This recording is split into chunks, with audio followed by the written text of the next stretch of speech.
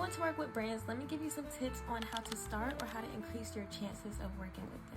I'll start with the topic of niches. For example, I make beauty and lifestyle content, but I also like to do other things like cooking videos. However, when you come to my page, you can see that I mainly focus on beauty, makeup, hair. That automatically opens up doors for me to get opportunities within that lane. Niching down doesn't have to mean one category, but be specific on what it is that you want to focus on so that you can make sure you're flourishing within that. Having your email in your bio is the most important thing that you can do for yourself. They don't have time to do the loop around to figure out how to communicate with you. The most professional way to finalize deals or talk business is through email, so make sure that is accessible to them. When you start making content and you're tagging all of these companies like Sephora, Fenty, you're going to start getting a lot of spam emails, and they're going to be coming from directly the companies that you like to tag. You have to make sure that you are checking the email domains. None of them should be saying Gmail unless you do strategic research to see that it is valid. Majority brands always have the company name in the domain. So if Sephora reaches out to you, it should say blank@sephora.com. It should not say sephora@gmail.com. That is probably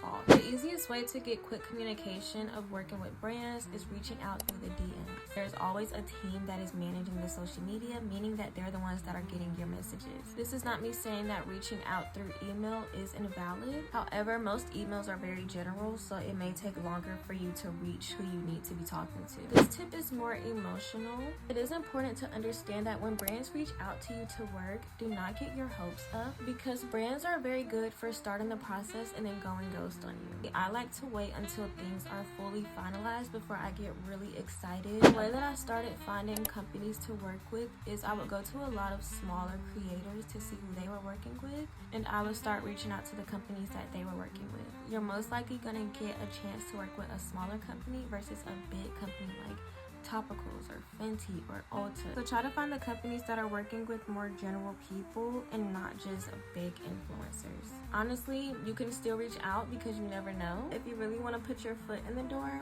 make sure you're reaching out to people who seem like they're willing to work with you.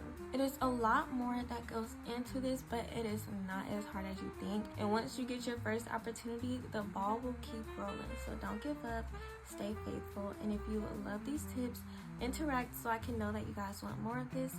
I'll see you in the next video.